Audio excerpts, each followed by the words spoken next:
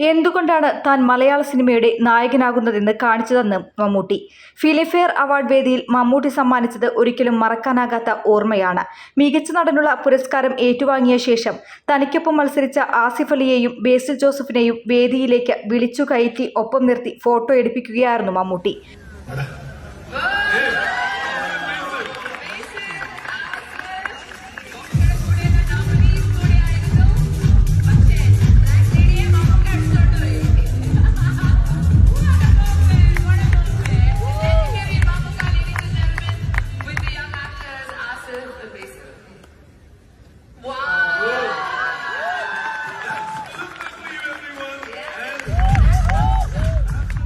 ഒരർത്ഥത്തിലും ഇവർ ഇരുവരും തന്നെക്കാളും ഒട്ടും താഴെയല്ലെന്നും എന്തോ സംഭവിച്ച് പുരസ്കാരം തനിക്ക് ലഭിച്ചതെന്നുമായിരുന്നു മമ്മൂട്ടി പറഞ്ഞത്.